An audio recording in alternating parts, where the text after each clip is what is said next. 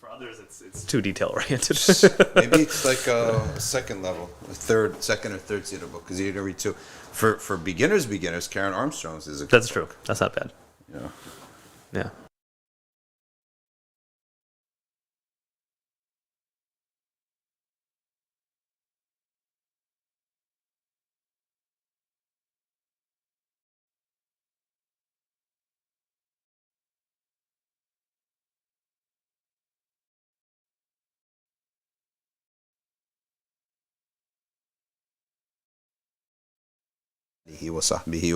Welcome everybody to Nothing But Facts. Today we have some guests.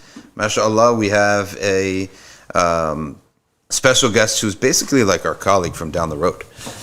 You are working with the Rutgers students as chaplain. Our brother Kaiser, Aslam. Because we have Kaiser Alam. Yeah. And Kaiser Alam. I know him very well. Yeah. Everyone is confusing Kaiser Alam and Kaiser Aslam. MashaAllah, he's a great guy. Yeah, he is. He's a tutor, by the way.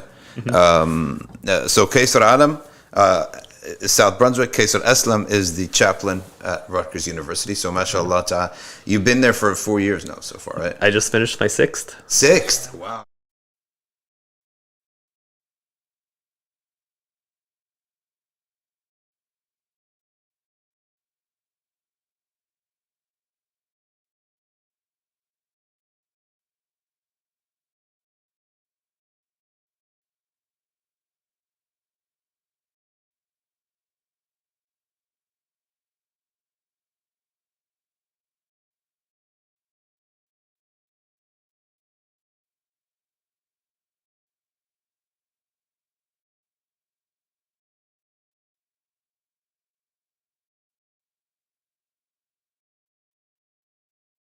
Active she comes to this. She's from Connecticut. I don't know if she's here right now, but we're about to badmouth Connecticut and say all sorts of terrible things. There are some beautiful things that come out of interesting spaces. Yeah. So I mean, that's a good way to put it. Yeah. Hey guys, do you hear? Yeah, I'm seeing this stuff. And what's going on? What are they saying? I'll take care of it. You'll take care of it. Okay. So Connecticut is a place where, to me, was a good place to completely disappear and be with my family when when I'm with them. Yeah. Because when we were just growing up and having kids and stuff like that, and it was just literally nothing to do, no distractions. That's true. Right now, we're the exact opposite. Now there's like constant, non-stop, a wedding, a funeral, party, invitation, this event. Like, there's never a day where like there's nothing on the schedule. Even if there's nothing, someone will knock on the door, right? We have neighbors. The kids are out, right? There's just always stuff going on. So I guess that's really good for the middle of a family's life. But in the beginning, this idea that where like there's literally nothing to do was Connecticut. And that was the first 5 years, let's say, of when we started having kids and stuff. But there was literally nothing to do except go to the halal market, buy the meat, maybe whatever they have they knew, have a bite out. There's nothing else to do. So now Chicago, though, is very much like New Jersey in that people who are born there tend to stay there. That's true. That's very true. You have entire generations that go through there. And I think one of the interesting things about Connecticut also was it's very transitory to the point where people go there either for school and then they leave. Chicago? No, Connecticut. Connecticut, or they go there for maybe a work placement thing and then they leave. And as soon as you get there and you're involved in the community, there's almost this jadedness that people have, like, how long do we have you for? That's exactly it. They're not completely willing to invest in you or that relationship just yet because they're not sure if you're going to stay for a while. That's exactly it. It's a safety mechanism on their end, so you can completely appreciate it. I remember one time we had a crew, and Omar Bajwa and a couple other families. There was our Friday night we would get together, right, and do stuff. And he was sometimes busy with the chaplaincy, but all the other families would. I remember one summer, we lost like 75% of the group. They all left different jobs in different areas. Then it was like, oh, this is how it is here, right? And then we eventually were one of the people who left too. That was exactly it. I as much as I wanted to ensure people, like, no, inshallah, we're gonna keep. we left after 3 years. Yeah, So, yeah. but even that isolation element, I will appreciate. And I think I had the similar experience of I had just gotten married, Yeah. and I moved there, and I was actually able to study, which you almost never get to do in a city like Chicago. Yeah. At least where I grew up. If you try to sit down back, taking the semester off to do what? To study. You know, you're not. It's not going to happen. You're There's too things busy. going on all the time. You're way too busy. Yeah. And the idea that you have to, in Connecticut, to leave, everyone's leaving except the people who can't afford to leave, right? Yeah, that's very true. Even those guys want to leave. Yeah. If you ask the people who actually live in it, they want to leave too. Yeah. Right. And the only thing that I don't think is actually, I don't count it as Connecticut, is the top north of Connecticut, where their life is in Boston. That's true. Really. That's true. And the bottom south. Bottom south, And where they they're- never show up to the Connecticut events. Yeah. They're all New York, right? Yep. So Stamford, which I'm actually going to Stamford June 24th. Stamford, all those areas, Greenwich, they don't consider themselves They're not Connecticut. They're New York, essentially. Because, I mean, Nyack and stuff is right there. Like, you go to New York City, you go up a little bit, you have Nyack, West Nyack, all those really nice suburbs in New York City, and Greenwich and Stamford just have a line between them as an artificial border, but culturally they're all the same. Yeah. So, Chicago, people are born there, they stay there. Yep. New Jersey's the same thing. I can't say the same thing for Virginia. There's a lot of transitoriness in Virginia. There's a lot of universities. People go there for university leave, right? Most Rutgers students, they're Jersey-based kids, right? They are. And they're planning to stay here, right? So that's what I love about these two places. When you go there, I went to hang out in Chicago one time. I saw huge groups of friends, right? Like tons of dudes. And they all knew each other from childhood. So that was the nice part of Chicago. And I think New York, Jersey is the same thing. Like Central Jersey, we got friendships from ages, and then now we're on second generation stuff. Yeah. So that's really nice. Now, you came over to Jersey. You became the chaplain. Is this the first place you were chaplain? This is the third place I was a chaplain, alhamdulillah, in terms of at a university setting. Yeah. But this is the first time where the organization is an Islamic organization. That's definitely true. Yeah, I was hired by universities beforehand to, from the ground up, establish a chaplaincy was very different. That's really hard. So it was very difficult in that way, but it's been so much more rewarding as a result. Yeah. So when I finished my PhD, I missed the first round because I had some corrections. Because when you do a PhD, they give you corrections. I had the same thing for my master's dissertation. Yeah, they give you these annoying corrections, and they asked me to add a chapter. I was like, oh, this is going to take 6 months. That cost me to miss the academics hiring cycle. So I had to get any old job. And one of the jobs I actually applied for was Trinity College. Ah, okay. Yeah. Not as a job, but as a chaplain. So I signed up for Arabic. They said, well, we do have an opening for chaplain. Yeah. It's like, I have no training in this, right? She sits me down, and I sit down and have an interview with the head chaplain. Was that Chaplain Reed? Reed, yeah. I know this just because I was at Wesleyan, which is the sister school of Trinity. Yes. Reed and somebody else, and we had this interview, but very quickly on, I realized this is not going to work. They realized it's not going to work, and then we just were chit chatting after a while. Yeah. And that was my only setting in the world of chaplaincy. But how does it feel for you too when you're almost like Connecticut but reverse now? The students coming in, and they're going to be gone. Yeah. Right. So it's similar feeling, right? I hadn't thought about it that way, but yeah, very much so. Yeah. There's a 25%, at least 25% change of the entire student community every year. Yeah. And oftentimes it's more than that, because I see usually the Muslim leadership community it's usually 2 to 3 years. It's not actually that full 4 years, so it's actually an even bigger change per year. And yes, it's interesting because I've seen my role go from being kind of more of like someone who guides what's happening to observing trends and pointing them out.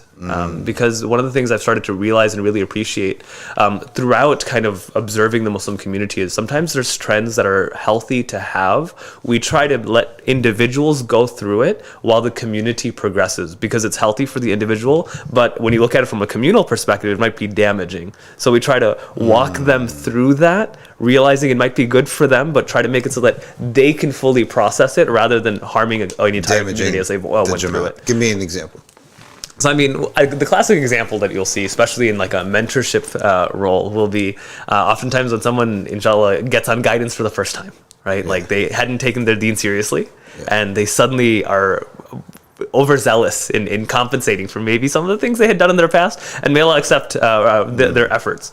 But they oftentimes adopt a style of approach, maybe, or a lifestyle that's way too limiting of themselves. So even of themselves, it might not last them for a very long time. Or they start imposing this on their family and friends. And this is where the problem comes in. It's probably healthy for them because, of course, we have a belief system even in like how tawbah works. One of the ways that signs of an accepted tawbah is that you make up for the sin that you've just done. So you introduce a bunch of good habits into your system, and that's good for you. But the issue is that other people might not be able to keep up, or even you might not be able to keep that up in the long term. So oftentimes as you're observing this happen, you have to recognize that this is good for you, but to spread it to everyone right now, they might not be ready for it. And it might make them think that the deen is more restrictive, or this lifestyle is more unrealistic than it actually needs to be. And that's why I think that can only happen if there's people are getting their own guidance on their own without a mentor. Or without a very close link to somebody who's been around the block that they could look up to. And unfortunately, like a lot of us may have come into a situation where there are elders, but you don't look up to them. Like they're not shiyukh, they're not something special, so we don't pay any attention to them, right? And we don't want to be them. And we want to be like somebody who we see on the internet, who we don't see his real life. Yeah, and we have no idea what phases they've went through and all of this. We have like this weird snapshot of who they are, which oftentimes, I think that's one of the things we don't appreciate, is that when you have a face-to-face interaction with someone you can sit with, they can share with you a narrative that they've been through. When you have like a video of them at this weird peak at their, you don't get that human element and recognizing, oh, maybe they're actually more relatable than even I thought they were. Or that you're just seeing like lectures or something, or retreats or something like that. You're not seeing them how they actually live with their neighbors. Like when he's picking cucumbers, does he have a turban on this big in Trader Joe's, right? Picking the cucumbers, right? So there's that element of having your role model or sheikh or something that's far away. That's what I went through, right? We never had we had the local imams, but not to say that it was arrogant, but it wasn't the charm that I was looking for, right? So I ignored them. And then I was looking for, I think a lot of us can relate to this. You're looking at someone that you saw online, right? Yeah. And you don't know how they live regular everyday life. You have these huge gaps, right? Do you think like on Saturday morning he's doing the same thing he's doing on YouTube or well, there wasn't even YouTube at the time. There was just the snapshot of the intensive, right? And the memory of the intensive. That's all you saw him at. So you don't know what he's doing. So you're filling in the blanks on your own. And without doubt making big mistakes, right? And lacking experience, lacking common sense, etc. So that's the idea where if there are shiyukh there living, and the people, this is why they say in the books, you see them in all their states, which means you see them as a dad, you see them as an employee, you see him as a businessman, you see him as a regular musalli in the community. You see them in all that. That's how you actually can smooth out that religious kick phase that could be really detrimental if people are filling in the blanks on their own. Yeah.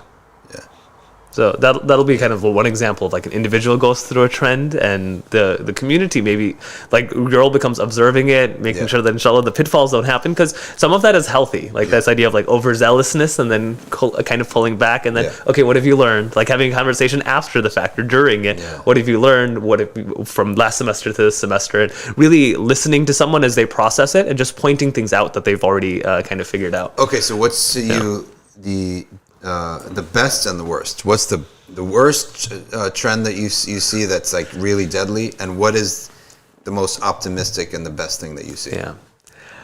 Well, I think the worst will be this culture of profiles, and I think that a lot of young people are growing up in, and to be fair, I also grew up in this to an extent, though I'm more of a foreigner to it. But this idea that from a very young age you had to make a profile that other people could see, and you're judged on it, and your curation of it brings you some degree of happiness. We like creating a fake self, essentially. Yeah, and to be fair, a lot of college students, they grew up in elementary schools having Facebooks. Yeah. And then eventually moving to other forms of social media, and then the darker sides of it, of like when there are apps that other people will literally rate them based on this, or their opportunities will be presented based on what profile they put forward. To think that that doesn't turn into a religious profile or a spiritual profile that they have. It's this weird mentality that gets found. These social media trends find themselves into how we run a community, how would we think of ourselves. That's, I would say, like some of the worst trends that I've seen. And it's just completely represented, and that leads to also this like weird polarization as well, because part of how you define a profile is by what you're not. It's not just by what you are, but you have to forcibly remove yourself from what you're not. Like what, for example? So how would you do that on your social media? Yeah, so on your social media, it would be if you wear certain clothing, you don't wear certain other clothing. If you always represent yourself in a certain degree of lighting, quote unquote. Oh, I see. Right, certain spaces that you'd affiliate yourself, certain music that you associate yourself with, colors, all of these type of things, they form even in terms of how we talk about the community that we're a part of. So some of the debates that we have of like someone's spiritual or someone's more like, where's the proof of this? Which community are you coming from? Which ethnic background is it coming from? I think that makes it makes its way into these spiritual communities as well. And to me, that ends up being extremely detrimental and becomes polarized very, very quickly. And you start wearing even sometimes knowledge or religious affiliation or communal affiliation as a badge of like, I'm part of this. Look, I've taken this class. Yeah, People used to post like, this is happening, and that becomes a degree of social capital rather than what it was supposed to do. Of like, they're supposed to increase the humility, increase your understanding of course, the ultimate truth of creator and creation. Like that was supposed to be the only distinction, but what it does instead is adds a bunch more delineations of how do I see myself versus the rest of the people around me. So I'm sure psychiatrists have written about this, and for everyone out there, the topic on Wednesday is always current affairs of the Muslims. Mm-hmm. That's the topic on Wednesdays, and then we close out with a dua, right? Specifically on Wednesday. And today's, I guess you could say, our topic for today is basically trends on campus, right? Yeah. So Ryan, if you want to put this, and for some people who are here want to wonder what the topic is, it's Muslim-related trends on campuses, right? Yeah. And you're going to be the person who is at the forefront of all that and the best person to tell us about this. So we never mentioned our sponsors today. I guess we have to mention that, right? So number one, Mecca Books. I'm sure you're familiar with Mecca Books. Definitely. And Athar. Do you ever cross paths with Athar? Anywhere? Chicago, so. Virginia? I probably have, yeah. Okay, so Athar, Mecca Books. Number two is professors1to1.com. By the way, if any of your students struggling in school, this guy, I'm telling you, he's got some of the smartest people working for him. MashaAllah. I mean, Oz doesn't work for him, but Oz will probably charge him too much. But this guy, he's got some serious nerds, right? Indian nerds, Chinese nerds, right? Got some serious nerds, right? Working for him and teaching the nursing exam, right? The NXPT, whatever, nursing exam, MCATs, everything. He's got some serious people. MashaAllah. And he teaches online and on site. So number three, our classes, arcview.org. Our classes have started up. The extension of the spring term has started up. So people want to follow with that. You can go to arcview.org, and then you're going to go to patreon.com/Safina Society, and you can give us support through our Patreon account. So with that introduction, and now you all know what the topic of the day is current affairs of the Ummah, trends on campus. And I feel so bad sitting like above at a higher level than you, but this is the first time we've had a face-to-face. Before that, people sitting here, and it's like I'm turning my neck, and it's terrible, right? Yeah. But this is the first time we did a face-to-face, so inshallah we'll get it better as time goes on. But the topic being the worst trend on campus, and then the best trend. The worst trend, this idea that people are curating a fake self, right, from a young age, is really weird, because now at that point, that person may not have a reference point to the fact that that's not real, right? Yeah. And what's real. And the idea of a reference point to me is so important.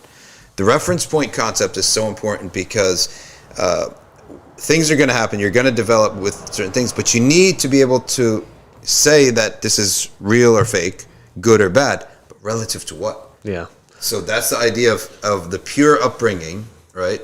And when I say pure, I just mean simple, right? A really simple, old-fashioned upbringing up to, let's say, late high school, mid or late high school. Now you have a good solid number of years by which to say, you know, that's real, that's life, and that's life and family life, and this is something new, this is something else, right? But what you're saying is that when they're curating their lives from a young age, and now the curation is increasingly all visual. Yeah. Like Instagram is successful because it's a completely visual app, right? And Instagram is successful because you open it up and you go straight to it. Mm-hmm. The Facebook app, to me, has become way too complex, right? You open the Facebook app and I used another one, but which is the Facebook, Pages, right? Pages for Facebook. I don't know if that's what you guys see, but I can't, by the time I get to what I need to get to, right? Like 10 seconds have passed and I've been distracted. Twitter is a much better app. You go straight to it and boom, your tweets are there, right?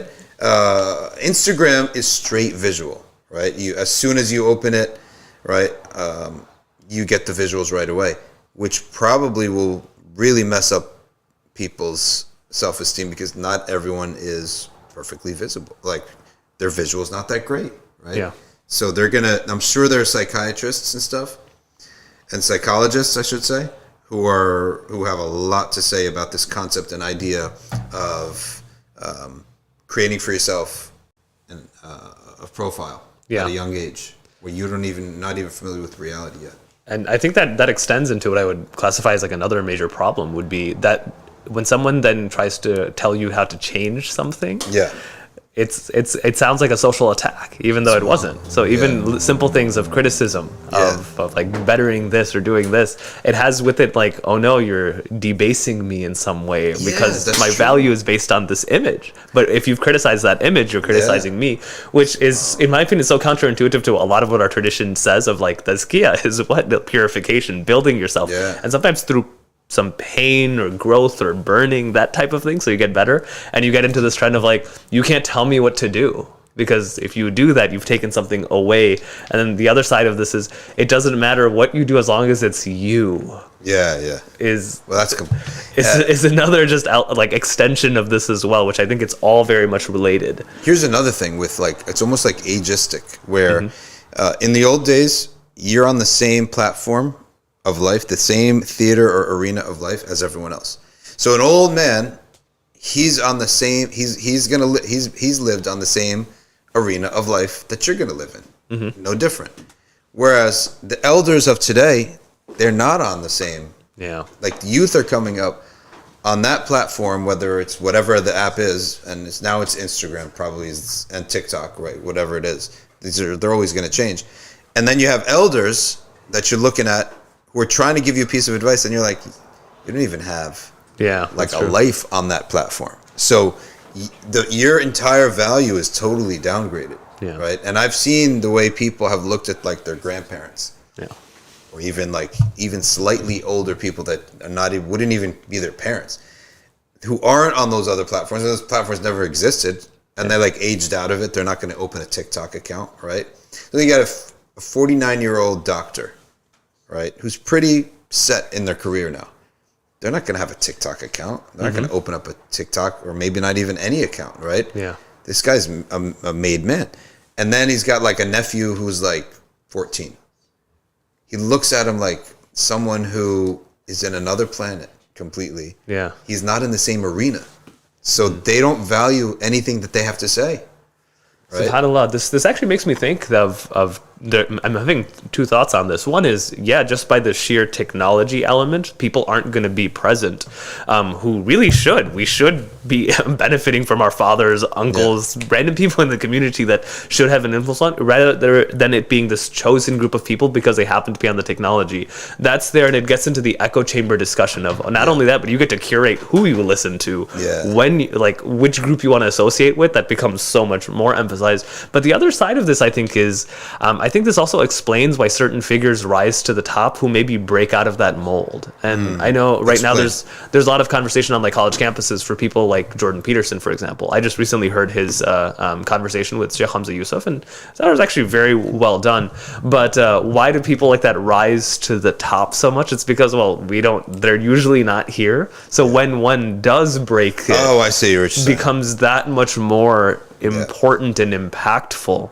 And I'm conflicted whether that's totally a good thing or a bad thing, because do I think some good is happening? Yes. But is it at the expense of, is that the amalgamation of all of your older male influences that should have been in your life, but instead you've chosen to glob onto this one? So you're saying because he's like a older professor, you don't expect him to be in these spaces, but because he is, suddenly becomes that much more important, or like we should all listen to him in this. That makes sense. And the other side of this will be like this invention of celebrity that's always there. It's just a very odd phenomenon. Yeah. So that is one of the worst trends, and let's see what people are saying here. First of all, you have a fan club here. Haroon Osmani. You know Haroon? Yeah. Adnan Auda. That's Kareem's brother? No, he came. He visited. You'd recognize him if you saw him. Adnan Oda is not Kareem's. No. O'Day. Adnan O'Day. Adnan is the Palestinian brother. He came to drop off the big shipment from Misr. Oh, Adnan. Okay, so he's not Kareem's brother. What's Kareem's brother's called? Talha. Okay. Aisha Mukhtar graduated Trinity College, and my siblings went to Wesleyan. You know, the Wesleyan was rated as the #1 most atheist school. It is such a secular experience, but that's what made the Muslim community kind of need some degree of kind of like a space to be, because it was such a secular environment that we needed the escape that was provided by the community there was super important and relevant. And they had one chaplaincy, Trinity Wesleyan split. It was joint for a while. When I got there, they had split it, and since then I think we've kept it separate because there's enough work to be done on both campuses. That's cool. Yeah.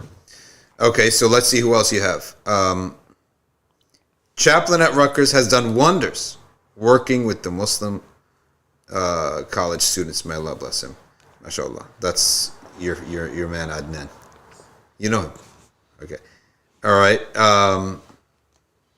Facebook's UI is a dumpster fire. I totally agree.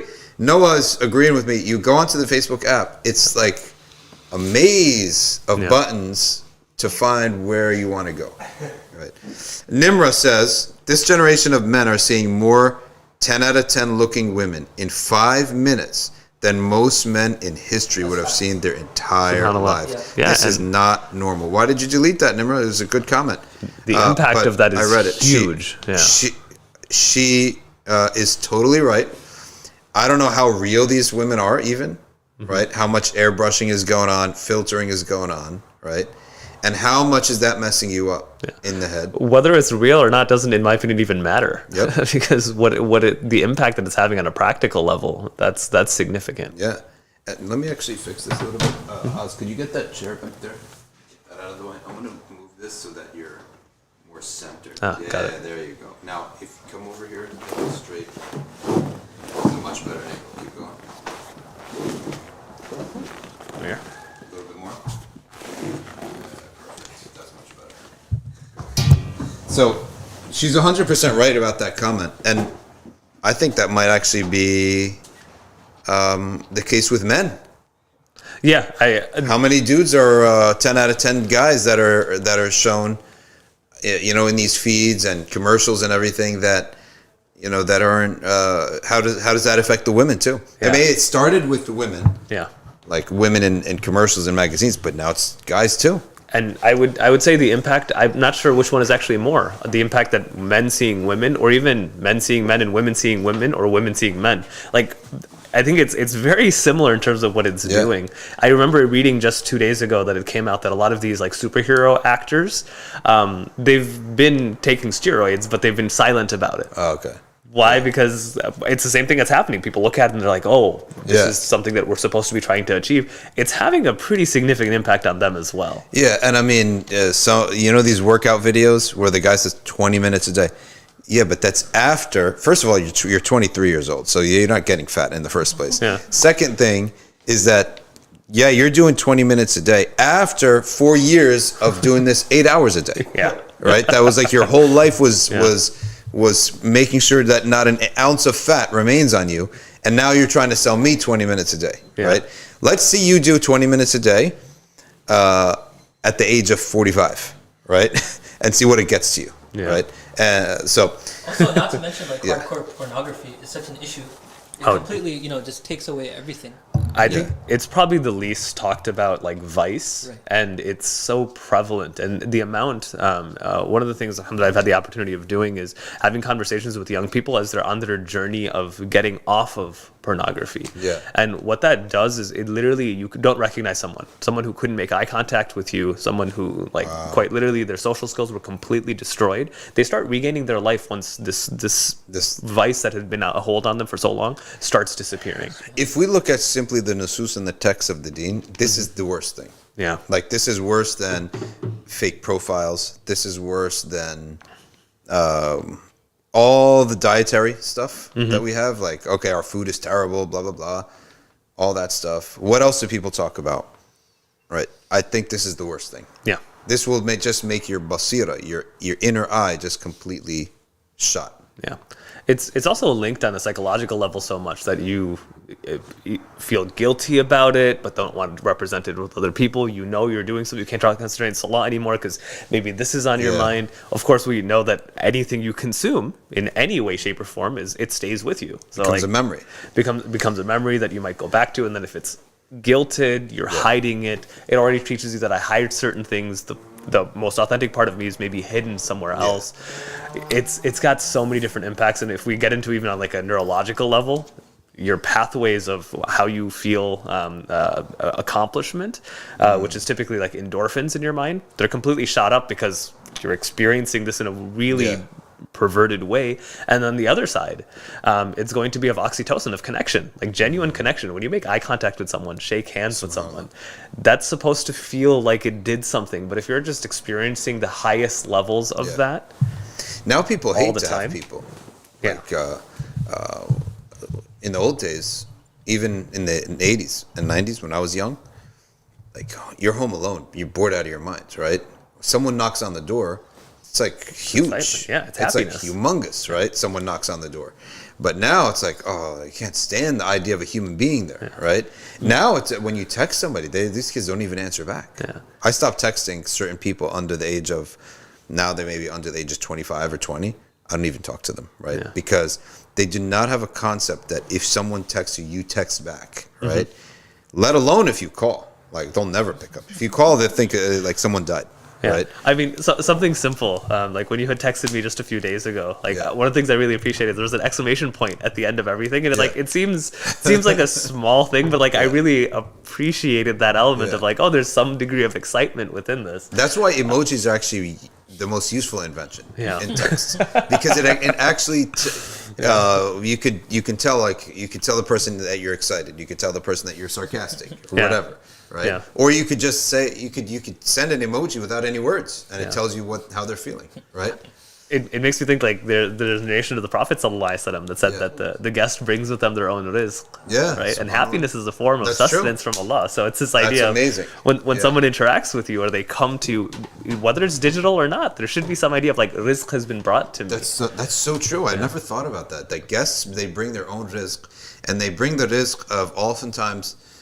There's some friction in the house. There could be friction in the house. A guest come in, we all have to smile for fake, but then afterwards it turns into something real. It actually becomes real. Or it forces you to become more presentable, right? I've had it many times. Someone knocks on the door, "Hello, quick, let's clean up." Right, or pick the toys up. They're all on the floor from the kids. And there used to be a time where people knocked randomly, like there were no phones. So I remember one guy, he had a summer home.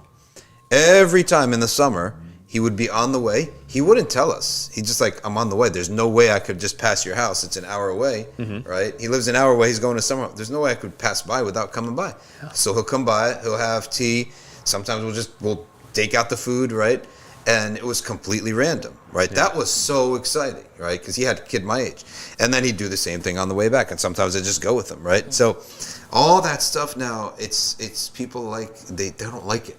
Because, as you said, the endorphins of that does not compare to the endorphins of something new on the screen. Yeah. But what's new on the screen is so useless. It's like, all right, likes, 5 likes, 5 followers. But you know that the investment that person put into that is nothing. Oh, nice, click. That's the investment. Whereas other human beings, they're actually investing effort in real life relationships. So that's the one thing. You keep having a lot of messages here. Mashallah, you have a big fan club here. Who else you have? Someone is asking for a ride. Can you take them to ICNA? No, you gotta say his name. Let's see. Zishan Qureshi. Can you take Zishan Qureshi to ICNA? I mean, I guess I'm putting you on the spot. You have to say yes now. Unless, wait a second, Zishan, he's probably going with his wife and his kid now. I'm going to be having my family with me. And I'm going a little bit late because I have to do a wedding on Saturday and then go. Chaplain is not a single dude anymore who's just got nothing to do, right? He's got a wife. He's got his baby. How old is she now? 3? She's 6. She's 6? Yeah, she was 3 weeks when I moved here. Oh, my goodness. These kids, every year, they get older by 1 year. It's amazing. I measure how long I've been in New Jersey by just looking at her. I'm like, I'm that. I do that with my one of my girls too. She was born like 1 month after we came. So I just measure her by that. All right. Have you dealt with a Muslim college student who wants to come out and change their identity, or come out as proud? Or, in other words, gay or different gender? Do we want to go there? I guess we have to go there because it's in the air, and it's like the only thing the whole world is talking about. That's true. Days, That's right? true. This is a question from Solomon. So, Solomon, we're going to answer your question right now. Yeah.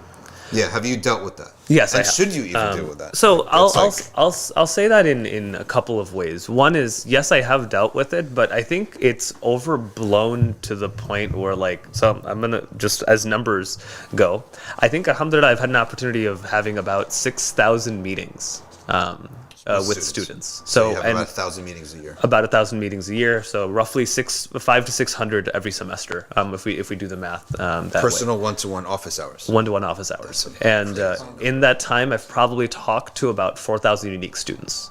That's crazy. And I can tell you that, have I had this conversation? Yeah, a handful of times.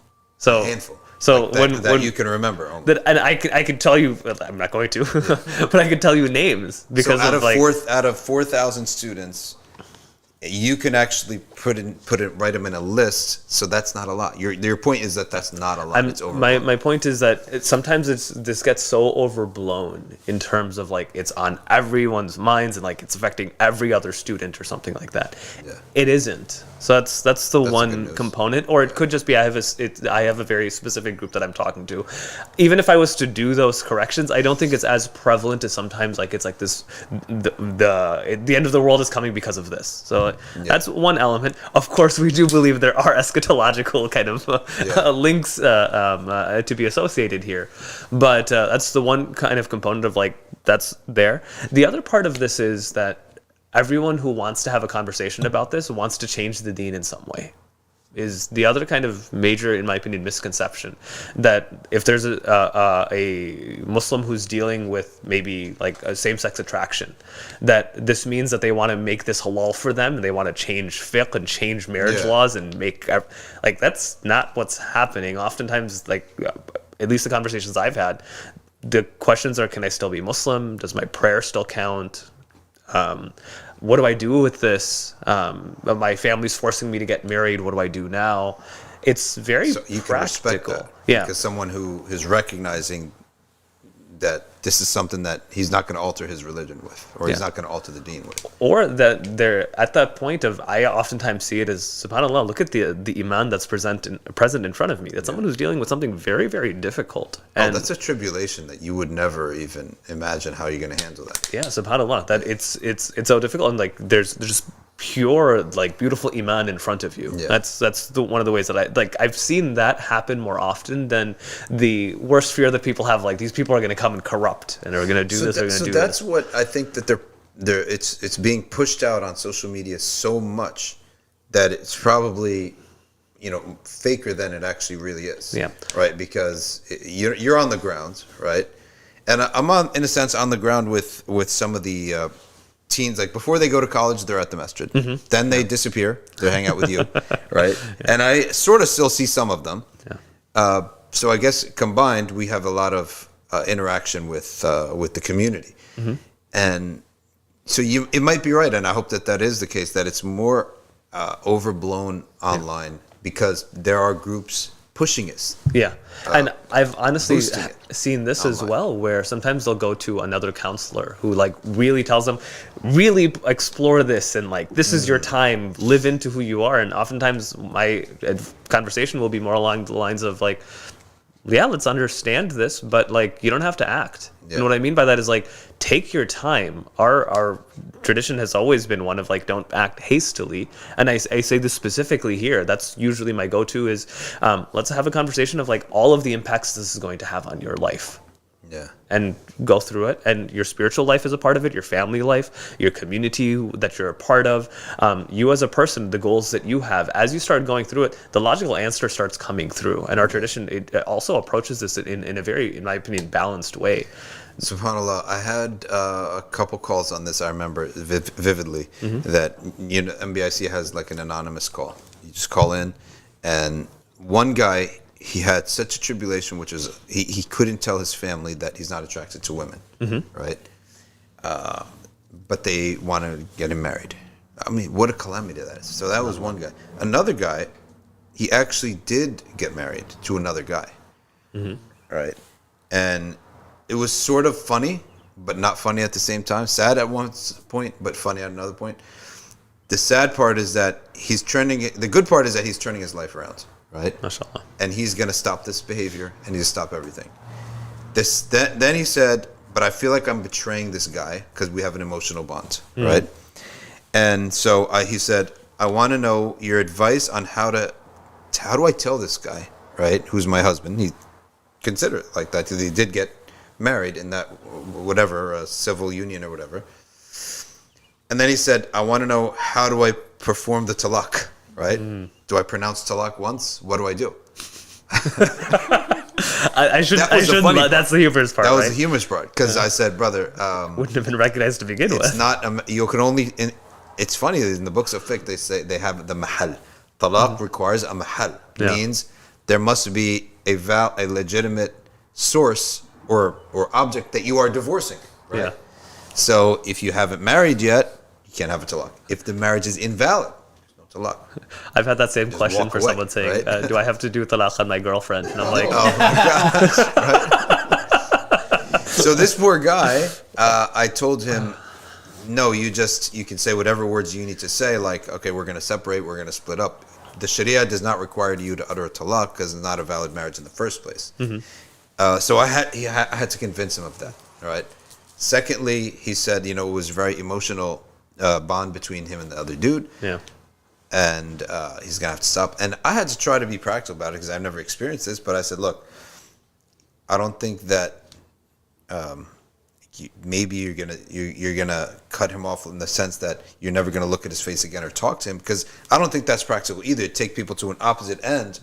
You're telling them to do something that's really difficult. So I said, listen, your first thing is you get out of it's just not a marriage in the first place, but stop this behavior. That's the most important thing, right? And then he was really committed to that, but it was really a a call that I've never had before, because it never had a Muslim who actually did get married to another guy and said, I'm making tawbah and I'm leaving this thing. I think this is where more empathy, well, of course in our tradition, like gentleness and it's typically translated as rahmah, but part of rahmah is like empathy. More empathy never made things more problematic. And what I mean by that is like it didn't lead to the truth being less apparent. And I think a gut reaction we have is because we're so oftentimes like young Muslims or even Muslim leaders fall into this. We're so afraid that we're not going to eventually get to say like the Islamic point on things that we won't be willing to listen to what someone is going through. And listen, oftentimes when you listen long enough, they know the solution. You just have to keep them talking. They don't want someone else to tell them what to do. It's along the lines of, why is this so hard? Well, let's talk through it. Why does this not make sense to you? Well, let's get into what you're right about, and then get into maybe there's a logical inconsistency that you've missed here. And when you allow people to go through that, I haven't found them trying to significantly change something, or I'm going to leave the deen because of this. And oftentimes we find actually it's the opposite, that the deen is vaster than you think it is. And a lot of times we maybe rush sometimes to point out the Islamic prohibition in something, not for the person, but for the others who are watching. Yeah. Because they're going to be watching. Oh, are you going to soften on this? Yeah. Are you going to accept this? And sometimes it's innocently done. Yeah. Like a youth is like, I really don't need to know like what position he's going to take on this, right? The youth might not necessarily be able to balance the idea that you may have to I may not have to say this right now, right? Like young people may not realize that. When I say youth, I'm talking about like preteens and stuff. Yeah. Because their world is black and white. If something's haram, say it's haram. But you might not want to say that to a person right away in their face, because it would sort of completely ruin any chance of them changing. Yeah. Right. And that's hard for a youth to say. Well, why don't you just say it was haram? Yeah. Right. Because this is going to sound almost like a cliche, but like the journey is as important as the destination that you got to. Yeah. That if you people often sometimes don't know what they're actually saying. That we're so sloganized at times that if someone says this, they don't mean good for me. Or if someone doesn't say this, it's bad for me. Yeah. They're so litmus tests. Yeah, they're so into that, again, that label of like, this label is good for me, this label is bad for me, that they don't authentically actually get to go through the process of arriving at a decision. And when you provide that space, at least in my experience, it's been positive. Elegant Adam says, talking about watching TV. Do you remember when watching TV was a thing? Right? Yeah. The only reason that you ever need to watch TV anymore is for sports, because that has to be done live, right? Yeah, but you can do it on your phone. And now you stream it. Now it's all streamed, right? Yeah. But you know, like it goes towards the disappearance of physical space. Yeah. Where in the past, you know, you have to actually go home. Say you're at work, now you have to run home because you want to go home, and you want to switch on the TV because the game is on, because you want to watch the finals. Yeah. But now you could do it anywhere. Yep. So, you know, there's no rush, space anywhere where you have to go. There's really a shrinking of that. That's 100% right, because now I used to rush home to catch something, let's say I want to watch that's live, but now I don't have to. Like, I just put it on, I just stream it. I stream it all from these illegal websites, right? So, because not all of them are streaming on purpose, right?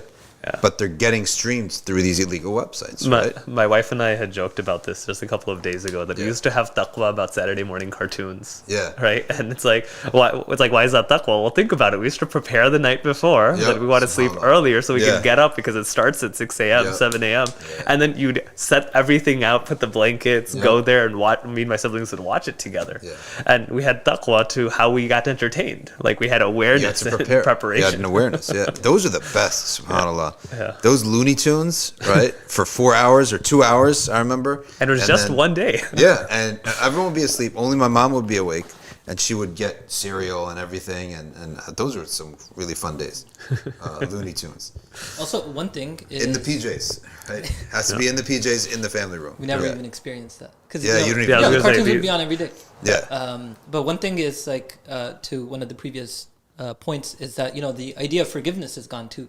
with this cancel culture, it's just once someone becomes like a social pariah. Say for example, like the person that you're describing, they had a gay relationship and now they're out of it. Yeah. Now, how difficult is it going to be for us Muslims to actually reintegrate them into our society? I remember in Ramadan the story that we read over the live stream in Bahr al-Dumu'a. I just can't stop thinking about it. It was a sheikh who literally commits ridda, becomes a Christian, and then not only that, but he comes back, and eventually his students accept him. Yeah. And it's announced, and his students say, "Oh, this, he was a wali of Allah." What kind of, that level of forgiveness? Yeah, subhanAllah. It's just unbelievable. Subhanallah. And he marries that woman, right? That Christian woman, and she's the one she has the vision of Sayyidina Ali, who guides her to Islam, and says, "Allah will not."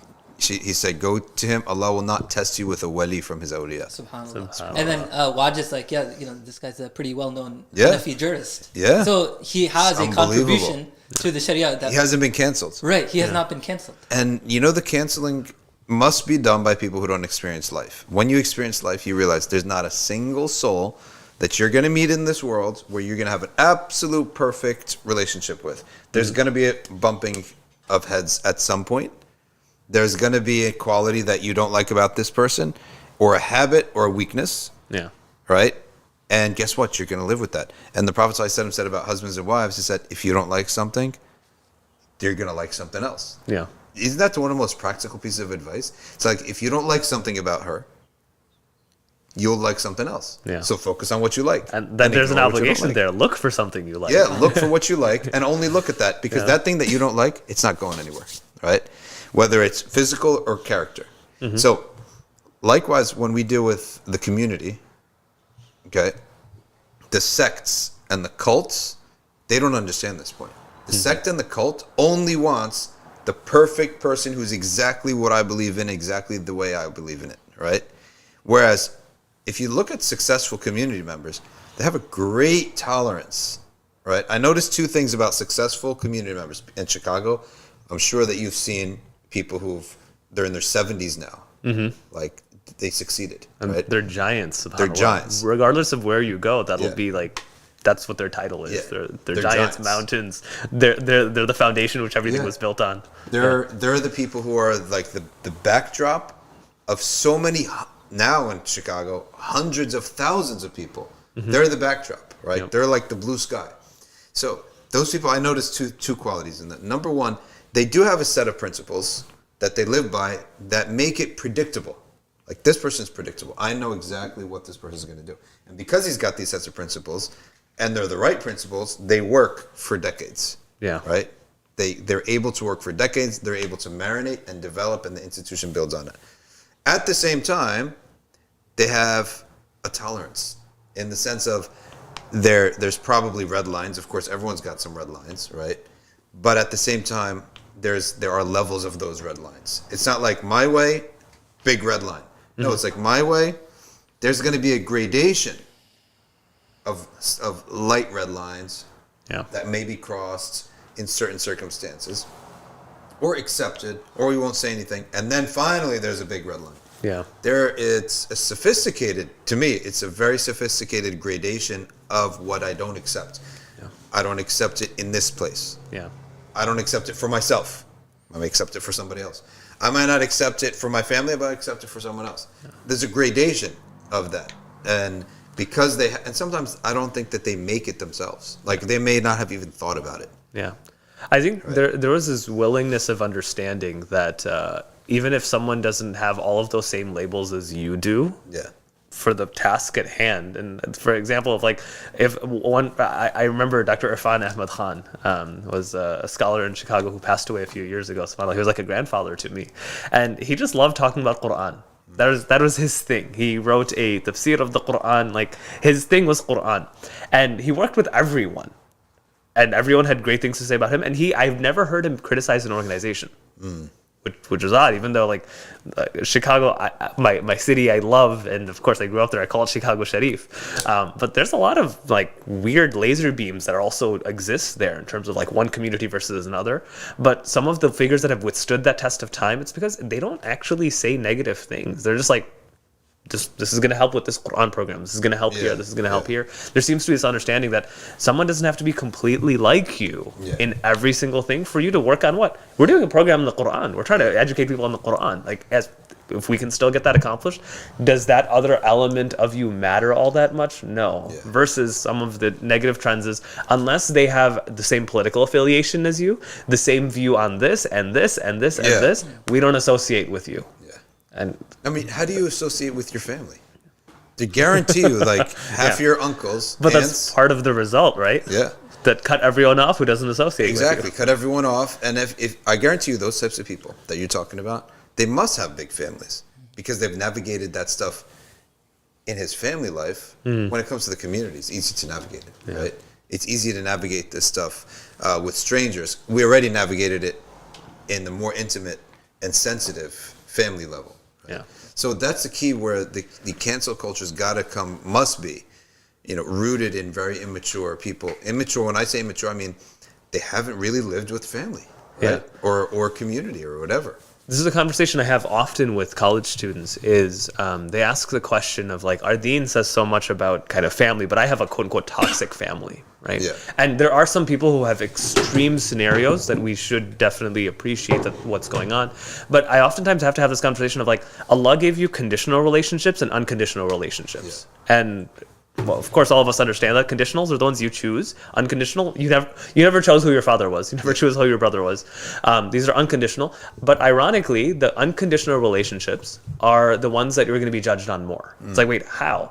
And it's like, well, think about the rahim. You're mandated to have good relationships with these people. It's like, well, and then the next conversation is, well, that's not fair. I'm like, but that's what says who you truly are. Because it's easy to be nice to people who are nice to you. Who you chose to be nice to. So like, that element of your choice is gone from family. That doesn't say anything about That's you true. because they were just, you chose them and they chose you. But the people who aren't, who you never got to choose, that shows what your true character. So there's the true test of it. And on the other side, if we had a hypothetical society where you only had conditional relationships, which unfortunately it sounds like we're moving towards it. What then think about it this way of what would happen. There'd be one completely vilified society where no one knows how to treat each other well. And there'd be another of hypothetically good people who know how to treat each other well. The problem is, first and foremost, this is going to be a smaller society each time because people are just going to keep getting kicked out, which we actually see happening. SubhanAllah. And on the other side, almost anyone in your life and in my life, I know someone who's admirable. Like they have really amazing qualities. It's almost always because someone treated them badly. Right? That was the mechanism for That's true. them. So it produces goodness. It produces or allows goodness to shine through. And on the other side, maybe they used to be bad, but someone treated them well, and then now they know how to. That's true. Like, so you have to have forced relationships. There has to be. Our whole deen is built on this idea that there are conditional and unconditional relationships, and both are valuable and both are necessary for society to succeed. You cannot run away from your unconditional relationships. If you do, you might have been the lifeline to get them back. Or they might be your lifeline to get you back when you need it. Because like one of our ideas of who Allah loves the most is Al-Munib, right? The one who constantly returns back. Because you look at someone and you're like, I might need you later. So like I can't be rude to you. Even if you're harmful for me right now, what if you have guidance for me later on? So it's this idea of like we tolerate both or we appreciate both. And I would say this is connected as well. Like one common trend that I see is if people aren't quote unquote good for you or they're toxic, get rid of them. Ooh, that's going to lead to a very odd situation. And that eventually ends up being people's mindset. That I used to be of the approach of like, oh, that's allowed in certain circumstances and not in others. And I still kind of am. But unfortunately, oftentimes how you treat your friends and parts of yourself, you start treating your family the same way. And that's another major issue of like you cut off people. Why? Because in the moment, in the short term, they're bad for you. But that's then, not to say what they have in the long term. And that's amazing because if you end up with a generation that has never been through the university program of the unconditional relationships, which you might say like the obligatory relationships, that you have to keep whether you like it or not, they've never been to that school. These people are not going to be very good, in a lot of realms. They're going to be hampered, right? And what you're saying that this idea of the unconditional relationship, in a sense, it's more important it's almost like saying, what have you achieved? You said, I achieved I got a gold medal in this. I said, oh, what was it? He said, well, I created for myself a bar, and I achieved it, right? Yeah, that's true. We don't accept it, right? No, yeah. I created a sport. Yeah. I created all the rules. Yeah. I created who can play and who doesn't, and I'm the one who judges and gives out the award. Yeah, and I won it, right? Right. So, right? So, human achievement is when something outside of us is forced upon us, and we still achieve it. Yeah. Like, that's the real achievement. So, the parents, mother and father, siblings, all those, that test, to me, that's the only one that really matters. Yeah. Of course, everyone's going to have... Friendship is not a test. It's a joy.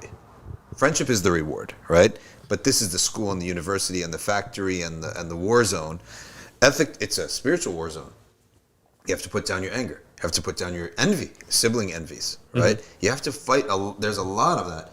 You're going to come out of that. If you succeed, that's your university. Yeah. Right? That, in a sense, it's your tasawwufi, your spiritual And university. your parents are also the door to, say, the Prophet ﷺ, because your parents are your source. You know, the first piece of rahmah that you feel in the physical world is through your mom and dad. Mm-hmm. And if you feel as if this unconditional, this is something that you can see very apparently, right? Mm-hmm. That the mercy that they have, and if you're blind to that mercy, then what about the mercy of someone that you've never seen before? Yeah. So, and by the way, we keep talking about sabr with parents. Parents have to have sabr with kids. How do you know that they like you? yeah, right? That's very true. And yeah, they may never tell you, but you really don't know. And sometimes maybe it's not parents, maybe it's uncles and aunts and grandparents, and they're really nice to you and everything, and you hate them. You don't know. They may hate you too. You're not exactly a basket of fruit yourself. They're having sabr with you. And how many times have you seen a parent, for example, maybe his parents were really easygoing? That's terrible, in my opinion. Because where's your sabr? Yeah. Right? A parent that's so easygoing, and this new generation of maybe the 80s, 90s, those parents were like, oh, our parents were too strict, too difficult. We're going to be so easy. We're going to be like best friends with our kids. Your kids have no sabr, right? They have no patience. SubhanAllah. Whereas other parents, their kids, they are so tough on their kids. That kid, as long as he doesn't rebel, this wadi from awliya Allah, because Allah says, in Allah yuhibbu sabirin. Allah loves the patient, right? So he's so difficult on his kids. As long as this kid is not a rebel, that's like, he's a wali, because he's borne so much hardship. But that kid is going to come out. Everything in life is easy in comparison. Yeah. Like no boss can be difficult in comparison to that. No person can be a pain in comparison to that. And that's why, to be a bit demanding on kids, within a certain time that's reasonable, and a certain amount that's reasonable, and you push that limit a little bit, you're doing them a favor. Yeah. Right? And oftentimes I see this where how you treat your unconditional relationships becomes the archetype with which you treat all of your conditional relationships. Or someone will be like, I can't make friends. Yeah. And you ask them, sometimes the proverbial question, how about your siblings? How are you with your siblings? Yeah. They're like, I can't stand them. Like, that might be related. If you can cut off your blood, Yeah. how easily can you cut off everybody else? Yeah. And Right? If you have no sabr with your mom that gave you birth, why would you have sabr with anybody else? That's why Genghis Khan, you know when he became Genghis Khan? Like Genghis Khan was he was a slave. He was taken as a slave because him and his mom and dad were traveling. An old enemy came upon them, killed the dad, kidnapped the mom as a slave, and him as a slave. He's taken as a slave. He breaks away at 29. He breaks away and gets his mom. He goes, finds his older brother. And the three of them now are trying to survive. At some point, he makes a little gang for himself. He gets other people, and he's got some charisma, and they're trying to scrap out a living as a gang, stealing or whatever. At some point, the mom says, well, this is your older brother. You have to honor him, right? And you have to follow what he says. And he has to weigh now, I got this like good business going. I got a gang going. Now my mom's telling me to follow him. This crossroad happens, right? And he's devastated that his mom says, follow your older brother. Obey your older brother. He can't do this. He can't have this. He knows to survive, it's the gang, right? So he kills his older brother. His mom is just absolutely in utter devastation, but she has nowhere to go, right? Because remember, this is the old days, ancient times, where you're surviving day by day. So tell me, someone who kills his older brother, is he going to worry about killing anybody else? Someone who breaks the heart of his mom and looks at it and watches it and says, tough luck, this is the way it has to be. Is this guy going to worry about you, who's a stranger, right? Yeah. Ugh. And is this guy going to worry about his wife's tears? His wife, he marries a woman. She's crying, please don't do this. I just saw my mom's tears, right? And I induced that. You think I'm going to worry about you, right? So once you did that one deed, you do anything after that. I don't know. So people who mess up with their moms, how do people imagine that they're not going to cut off their wives, right? I think the opposite example of that is presented, of course, in the Quran, in which Ibrahim alayhi salam, if we want to talk about someone who had an abusive father, right? Ibrahim alayhi salam, like his father, his conversation with him is, oh, my father, I think you're doing something wrong. His father responds, I'm going to stone you. Yeah. And then Ibrahim alayhi salam says, Ya bunayya, my father who I love so much. Oh no, Ya abati, my apologies. Ya abati, my father who I love so much. The ati is of closeness. And he goes, I will leave because you have asked me to, but I will never stop making dua for you. Right? That's his So if you're going to be nice to that, you're going to be nice to everybody else. The point that right afterward, Allah subhanahu wa ta'ala says, وَبَشَّرْنَاهُ بِغُلَامٍ حَلِيمٍ, and we gave him the glad tidings of a awesome child, like a forbearing child. And then the next ayah is when he got to the age when he was running with his child. The reason I think that's the opposite example to this is one of the terms that's typically found within psychology is that trauma is hereditary. This idea that like someone who's been traumatized they typically pass it on to someone else, and there's even actual evidence of like it actually ends up in your genes in terms of like epigenetically it can turn on certain things that pass on, but that's not what they're referring to. They're talking about the more sociological element. But when you look at Ibrahim alayhi salam's story, you're like, he has an amazing relationship with this child to the point where this is the example of when he says to his son, like, "Fanzur what do you think about it? What do you think I should do after he has the dream?" But it's this idea, there's a beautiful relationship between him and his son. How does that happen? Well, it happens because Ibrahim Islam didn't reciprocate. He didn't reciprocate the negative thing that his father did. What does he do instead? I will never stop asking for Allah to forgive you. And because of that, what happens? The chain of this trauma gets cut. It's cut, because of his good treatment. He wasn't willing to let it go. So he didn't let it affect him. He didn't internalize it. Yeah, so that's why it seems to be that he has an amazing relationship, of course, with Ishaq and Ismail alayhi salam, to the point where he doesn't pass trauma on to them.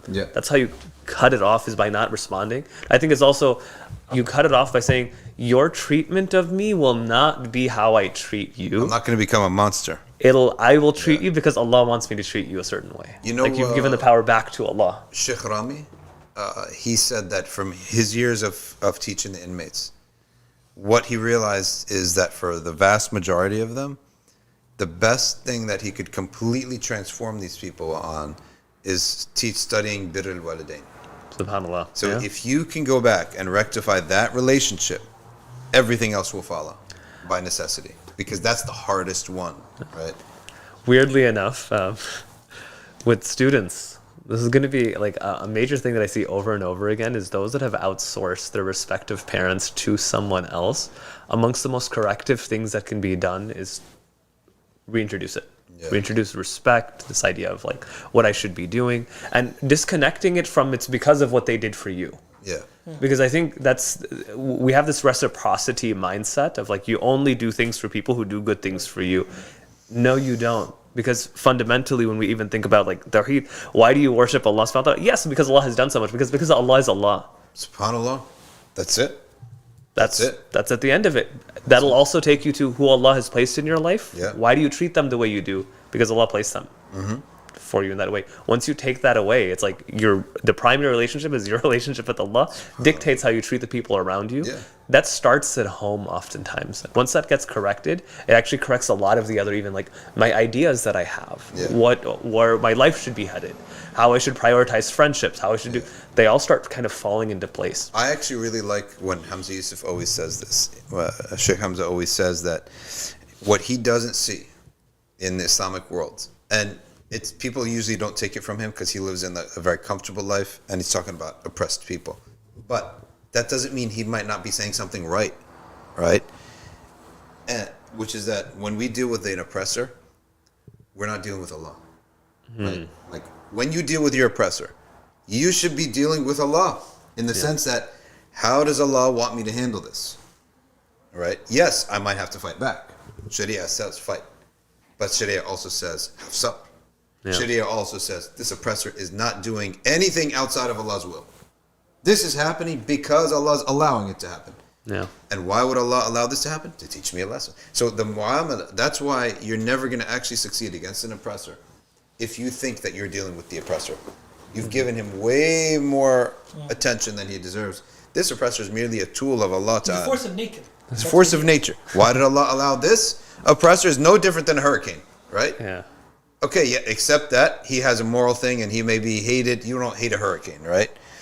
Because that's something we know that has no will of its own. Yes, he has a will of its own, but it doesn't make a difference. How is that going to improve your situation? Interact with Allah through this. And what you said about Sayyidina Ibrahim, he cut it. Yeah. The trauma by interacting with Allah, not interacting with his father. That's the exact same point. SubhanAllah. I think of two things on that. And one is, I think one of the confusions that we oftentimes have is that same thing of like, something that's said at a collective level versus the individual level. I think what's being spoken to is like, where's your heart attached to? And you're presenting this as too much of a defining quality, because I think that's what Shaykh Hamza does really, really well.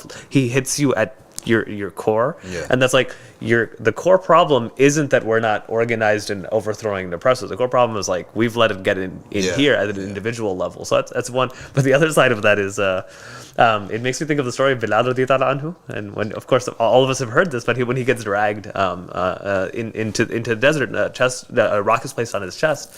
The one thing that an oppressor wants, the oppressor wants two things. They either want you to submit to them, because that's exactly what they asked for, or they want you to challenge them. Because when you challenge them, what happens? You've admitted their power. Yes, subhanAllah. But what does he do? You're putting him in the middle. Yeah, what does he do? He says ahad and ahad. He gives power to something else, to Allah. So that infuriates them, because they have no idea what to do at that point, because there's nothing that can be done. You can't do anything with them. And that's why he just sold him. Yeah, right? that's why he's like, I can't achieve my goal here. So he accepted money for him. Because if he would have fought back, look. That's true. Or if he would have submitted, of course. Like, you put me at the center of your energy and your attention. That's what I love about, there's a line that the Christians say about Jesus, that what do you say now that we've got you on the cross?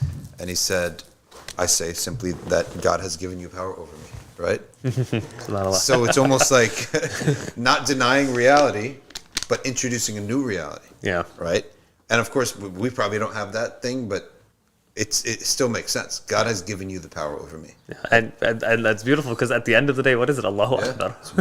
That Allah is still greater. Because it wasn't you, it was Allah at the end of the day. Let's take some comments and questions here. Sharif Antoy says, it's a two-way street. Women as well are getting more attention from men than they would have ever gotten before, which is true. Muzammil said, you once said that Allah's anger is not like a human reaction. Yes, we are reacted by shock because we're ignorant. So if you poke me, I'm shocked because I didn't know it was coming, and I could be injured. It defies your expectations. Defies expectations. Allah He's Halim.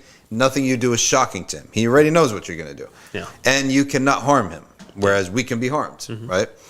My question is this then, why is it said in the hadith, the charity cools down the anger of Allah? It means the punishment that you are earning cools down. Yeah. Right? The punishment, the ghadab of Allah is his punishment, right? So that punishment that you're earning by sins, charity will cool that punishment down. I believe that United States is right now, and it has a number of punishments raining on it. Why do I say punishments? Not social problems. When there's no solution to a problem, that's a punishment. There is no solution to the shootings that are happening in terms of making a law. Right? There's no secular solution to this. There's only a spiritual solution to this, right? The people shooting, now you're going to have one side saying, take away guns. Would you want to be any less practical? How many guns are there? 300 million, 400 million, something like that? There are more guns than people, right? For sure, right? There's probably more guns in the country than people, so you're not taking them away from people. all right, you're going to start issuing them less. So do you think that there's like a black market where people will acquire them legally and then It's just a band-aid solution. it's a complete it's a band-aid on a massive gash. It's not going to work. So when I see that there's no actual solution, right, that they can have, because we would say the real solution is spirituality, even from Community. even outside of Islam, just their spiritual healing of sit with your family. Go to church, make friends. Go to church, make friends, have pets. You know the wisdom of pets is rahmah. Definitely. Like you rahmah with a bird, with a rabbit, with a cat. If you have rahmah with that, wouldn't you definitely have rahmah with a boy, right? A child. And that's also why on the opposite end, someone who's cruel in those situations, it's directly linked. They always say that cruelty to animals, right? If you're cruel to that little vulnerable creature, something's really terribly wrong inside you. And why I think that becomes important, that doesn't mean they shouldn't have it. It's actually that becomes a safety net. You actually are able to opine that someone has something developmentally wrong, that might happen because they were able to do lesser harm. And of course, we value the lives of these little creatures, we do. But I'd much rather have someone do something terrible to. I love cats to no end, but like to that, then do something terrible to a person. Well, it also when you're interacting with animals and you see that, it's the warning sign in advance. Yeah. It's not like the only thing that you have to experiment with is humans. No, you have animals are there so that if you're behaving like that, the teacher says, oh, like this kid needs help. That's exactly it. Even with like, people should have, this is where it even goes down to the social media side of things, because people sometimes need to say dumb things without it having massive consequences. Yes, so that we can see the problem. Yeah, so like say it in like a family gathering, a group of friends, and people are like, dude, just, how many times did every kid has gone through this? If you have enough dinners with your dad, right? Your dad will tell you, listen, I'm going to tell you this so that no one outside tells you this. That was a dumb thing to say, right? Yeah. Right?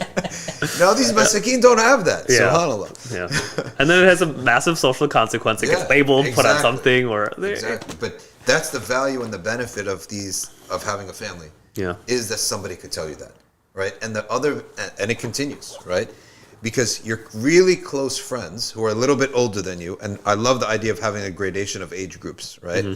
So one of the things we always try to do here is we always try to have a gradation. Like when we go out to lunch, it's not a youth lunch. It's like 10 to 60, that's the age. Sometimes it's 10 to 60. It is, subhanAllah. Like there are some guys who are looking at retirement, other guys are looking at high school, right? So... but the benefit of that small gathering is that somebody say, you can really care about each other and bring a different perspective to the person in a way that it's not damaging. Where he can say, listen, by the way, don't say this, right? Again, you're actually not right about this, and it's really going to upset a lot of people. So that may upset you in front of 5 people for 5 minutes. But he saved you so much more. Yeah. It's something that if your dad couldn't get everything, because sometimes people are muted in front of their dads, well, in your social friend group, if they're elders, get roasted for it sometimes. You get roasted. Like, sometimes, bro, what are you saying? Exactly, you get roasted. And you need to. Like that's a part of it. You take that criticism, you appreciate it. The idea of roasting each other is something that is very important, I think, for males, because what you're doing is you're hardening his skin a little bit. Right? As long as it's healthy, right? If it's healthy and there's a lot of love in it, but it's in a joking way, right? It's hardening the person's metals. I'm going to have to tell the Brothers Social Group this at Rutgers, but let's see if I can get your approval on this. You know how like zakata, to grow, one of the forms of growth is to burn something, right? Like you burn crops or the edges of plants in order to make them grow more. So the Brothers Roast should be called Tazkiya. Tazkiya roast, because you know that forest fires are the best thing for forests. It takes out all the weak and the old plants, and and those ashes are really good for new plants. I wish I could stay longer, but today's pickup day for me. I gotta do the pickup. But let's look at some real quick things. If anyone has anything to say, we have a brother from Uganda. Subhanallah, Dr. Edie, not Idi Amin. Dr. Edie. From Uganda is saying Assalamu alaikum to everyone. Alaikum salam. Uganda. Okay. El Tiger de Tejas, the Texas Tiger, I guess his name is. He says, Quran says he was never crucified. Yes, we're saying that that's just a story, right, that they say about him. The line is true. It's not true that he said it, but it's an excellent meaning that I'm only in this position because God gave you power over me. Yeah. And that's what yadullahi fawqa aydihim is also part of oppressors. The hand of Allah is over their hand. It's not the Sufi bay'ah, right? We can go. It's also for oppressors, Yeah. right? That yes, he's punishing you. Yadullahi fawqa aydihim. Don't think for a moment Allah's not in charge of this. So start examining the wisdom, right, of it. So that's on YouTube. Let's quick Instagram, then we move to our dua. And then I really wish we could, but now that you're local in the summertime, you can come regularly, inshallah. Because you really bring a great perspective on what's happening on the campuses and how you've dealt with it over years is going to be far better than a textbook. And inshallah, trying to read the it. summer program and the part-time program.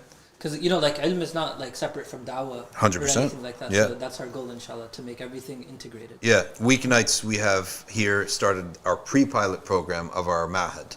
Right, like a Qalam Institute type of thing. Yeah. And the differentiator is that, like I at the masjid, I teach usually using English text preparatory. We actually do get pretty deep into things, but it's always from a preparatory angle. Here, we're using all Arabic texts, so that students can learn, the Arabic stuff, these texts, and learn these texts. If they ever continue on, they actually know the Arabic text. Yeah, it's the lens with which you can look through things. So oftentimes that becomes the most important takeaway from studying a text, is what it's done to your language. Totally, the language of it does. AMS says, what do you do when you feel like it's painful to just make dua, when you've made dua and nothing changes? I would say that we cannot forget that dua requires sabr. Yeah. That matters requires sabr. And anything that you want that has value in life, it requires patience. So I would just say, just continue to be patient. Okay. JJ says, alpha males versus simps. That's only used on certain Twitter and people who like to talk about that a lot. And we in Islam have a whole nother concept of masculinity than that world. Maru'a is so much more complicated. Oh, yeah. And it's about dignity at the end of the day, and dignity falls under both categories. Yeah.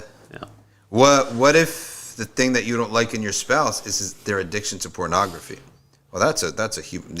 That requires counseling at that point. I think that is an individual answer. That's why sometimes, the one who suffers it, as Abu Hanifa, is the best judge of it. That's what Abu Hanifa said about certain things. But they provide for you and they provide for your children. It's a musibah. It's a really, really difficult and tough situation. So I don't have an answer to that.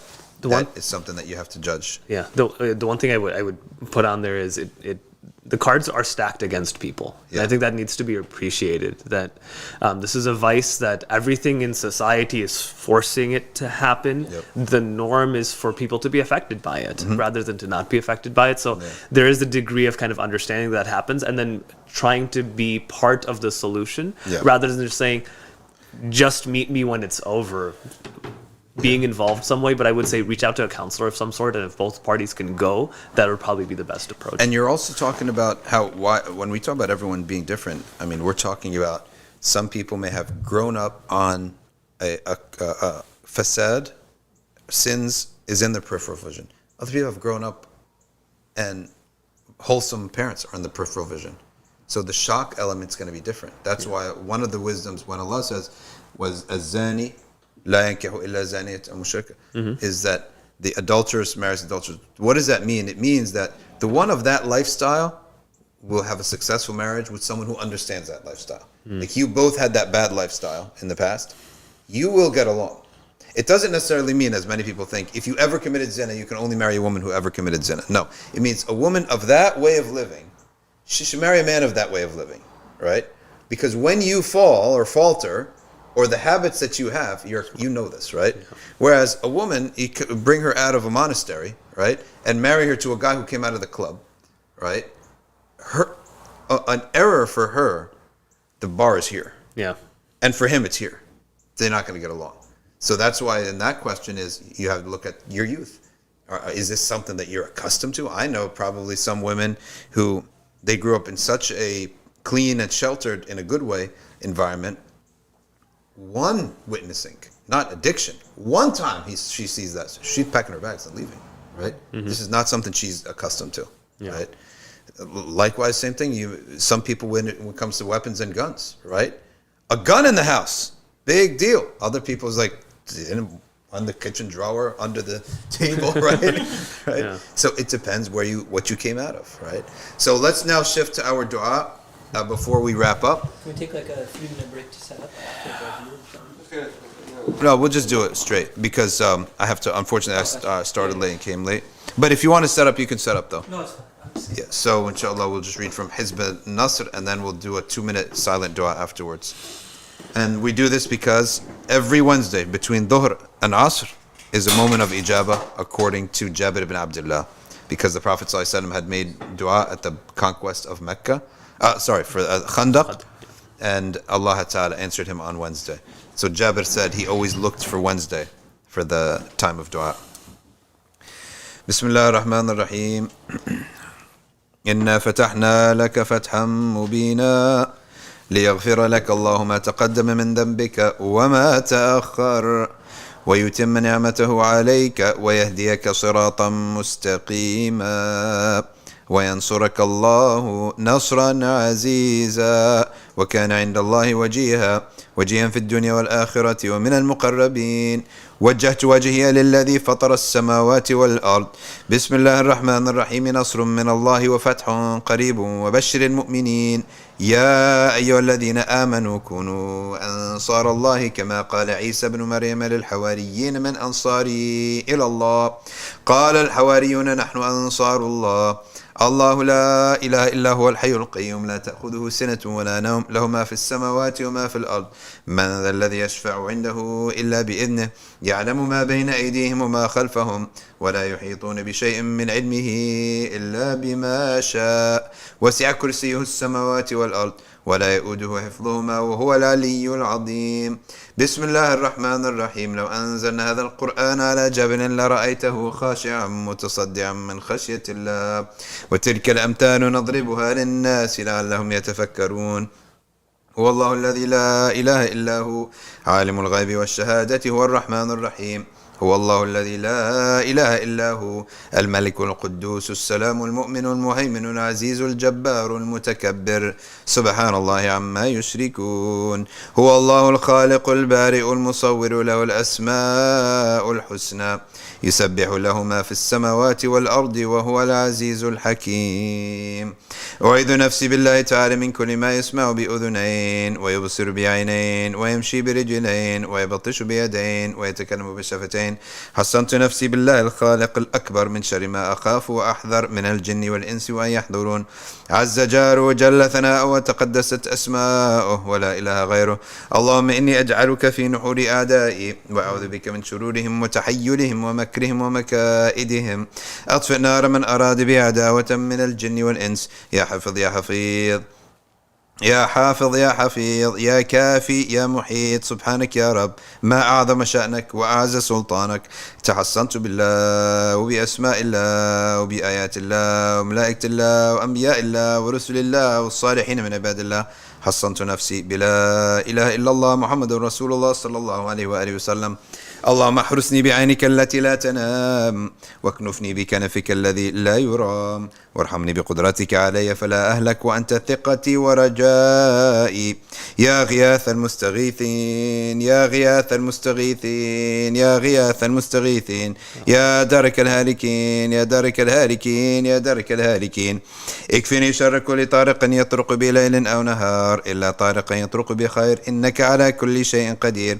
بسم الله أرقي نفسي من كل ما يؤذي ومن كل حاسد الله شفائي بسم الله رقيت اللهم رب الناس أذهب الباس اشفي أنت الشافي وعافي أنت المعافي لا شفاء إلا شفاؤك شفاء لا يغادر سقما ولا ألما يا كافي يا وافي يا حميد يا مجيد ارفع عني كل تعب شديد واكفني من الحد والحديد والمرض الشديد والجيش العديد واجعل لي نورا من نورك وعز من عزك ونصرا من نصرك وبهاء من بهائك وعطاء من عطائك وحراسة من حراستك وتأييدا من تأييدك يا ذا الجلال والإكرام والمواهب العظام أسألك أن تكفيني من شر كل ذي شر إنك أنت الله الخالق الأكبر.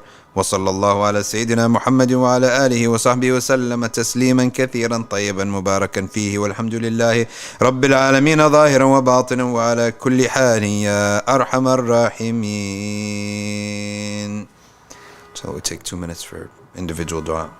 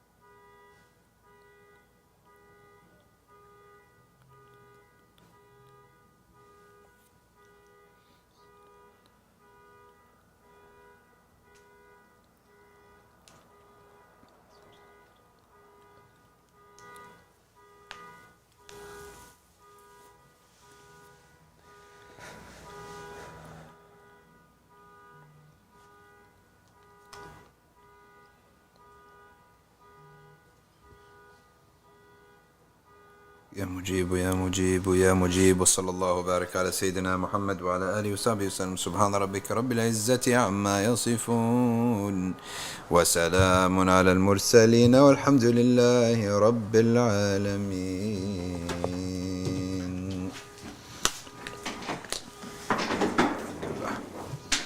Thank you for coming, inshallah.